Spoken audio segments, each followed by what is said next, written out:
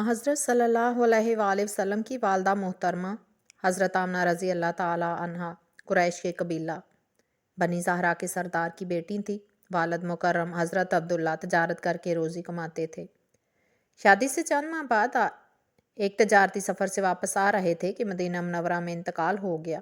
حضرت آمنہ رضی اللہ تعالی عنہا مکہ تشریف لے آئیں، جہاں حضرت صلی اللہ علیہ وآلہ وسلم کی ولادت ہوئی۔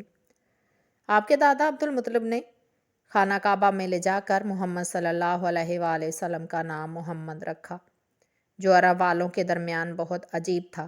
اس کے معنی ہے تعریف کیا گیا۔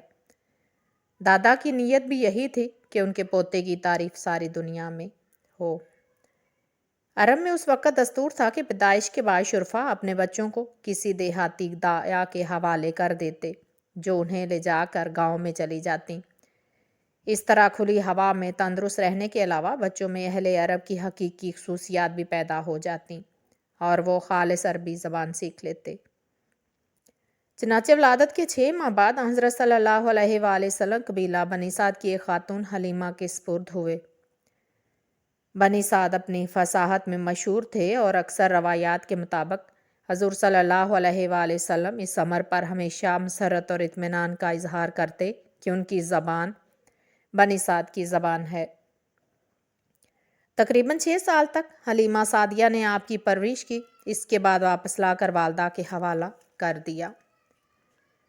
حضرت عبداللہ کے انتقال کے بعد حضرت آمنہ ہر سال ان کی قبر کی زیارت کو مدینے تشریف لے جایا کرتی تھیں۔ 6 سال حضور صلی اللہ علیہ وآلہ وسلم بھی ہمراہ تشریف لے گئے۔ واپسی پر آپ بیمار ہو گئیں اور ابوا کے مقام پر انتقال فرمایا۔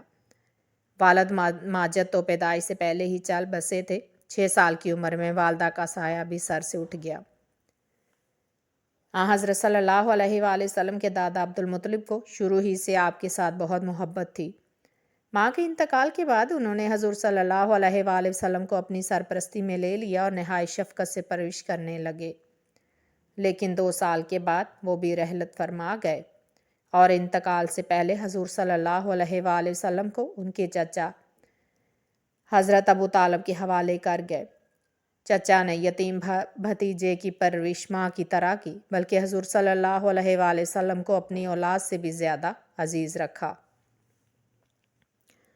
آپ کی عمر 12 سال کی تھی کہ ابو طالب کو تجارت کے سلسلے میں شام کا سفر پیش آیا۔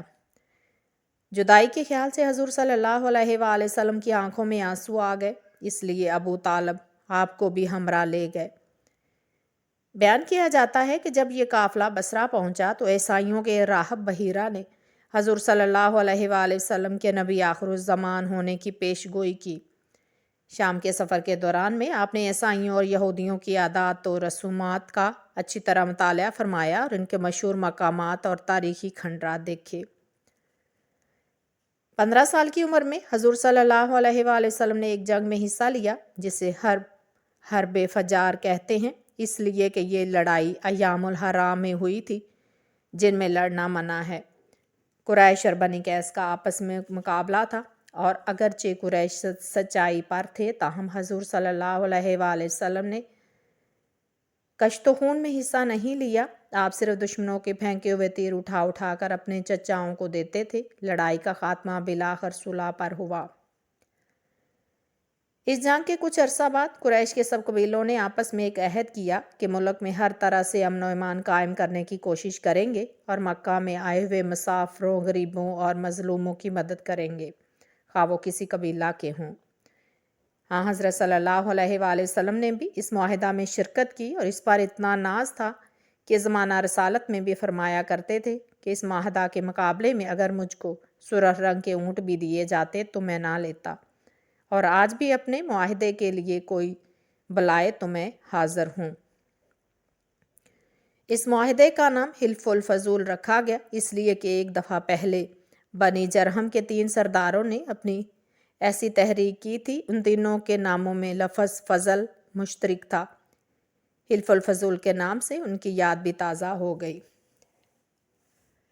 خلق خدا سے انس و محبت اور شفقت شروع ہی سے حضور صلی اللہ علیہ وآلہ وسلم کی طبیعت میں کوٹ کوٹ کر بھری تھی۔ شرک اور جاہلیت کی رسموں سے سخت نفرت تھی۔ شراب کبھی نہ پیتے، جھوٹ بولنا کسی حالت میں بھی گوارا نہ تھا۔ آپ کی سچائی اور امانت داری بچپن ہی سے اتنی شہرت پا گئی تھی کہ لوگ اپنی امانتیں لا لا کر آپ کے پاس رکھتے اور آپ کو امین کے لقب سے پکارتے۔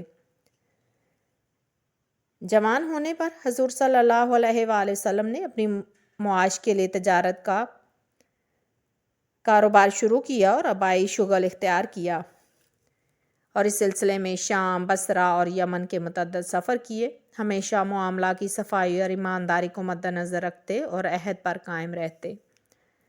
آپ کی دیانتداری کی شہرت سن کر خاندان قریش کی ایک باعزت اور دولت مند بیوہ حضرت خدیجہ رضی اللہ تعالی عنہا نے، جن کا کاروبار بہت وسیع تھا، حضور صلی اللہ علیہ وآلہ وسلم سے درخواست کی کہ ان کا تجارتی مال ملک شام میں لے جا کر فروخت کرائیں۔ حضور صلی اللہ علیہ وآلہ وسلم نے منظور فرما لیا اور اس قدر دیانتداری اور محنت سے کام کیا کہ بہت زیادہ نفع ہوا۔ واپسی پر حضرت خدیجہ رضی اللہ تعالی عنہا کے غلام میسرہ نے، جو سفر میں حضور صلی اللہ علیہ وآلہ وسلم کے ہمراہ تھے، حضرت خدیجہ رضی اللہ تعالی عنہا سے حضور صلی اللہ علیہ وآلہ وسلم کے اوصاف جو اپنی آنکھوں سے دیکھے تھے بیان کیے۔ حضرت خدیجہ رضی اللہ تعالی عنہا نے پہلے ہی حضور صلی اللہ علیہ وآلہ وسلم کی بہت تعریف سنی تھی، اب میسرہ کے بیان سے اس کی تصدیق ہو گئی۔ ان کو کسی ایسے شریک زندگی کی ضرورت تھی جو مخلص اور امین ہونے کے علاوہ کاروبار میں بھی مدد دے سکے، اس لیے اپنی لونڈی کو بھیج کر حضور صلی اللہ علیہ وآلہ وسلم سے نکاح کی درخواست کی۔ حضور صلی اللہ علیہ وآلہ وسلم نے قبول فرما لیا۔ آپ کے چچا ابو طالب نے حضرت خدیجہ رضی اللہ تعالی عنہا کے چچا سے مل کر مناسب انتظام کے ساتھ شادی کرا دی۔ نکاح کے وقت حضور صلی اللہ علیہ وآلہ وسلم کی عمر مبارک 25 سال اور حضرت خدیجہ رضی اللہ تعالی عنہا کی 40 برس تھیں۔ حضرت صلی اللہ علیہ وآلہ وسلم کی تمام اولاد سوائے ایک بیٹے کے حضرت خدیجہ رضی اللہ تعالی عنہا سے ہوئی۔ شادی کے بعد آپ تجارت کر کے بڑے اطمینان سے زندگی گزارنے لگے۔ 35 سال کی عمر میں آپ کے حسن تدبیر سے عرب ایک مشہور ملک بن گیا۔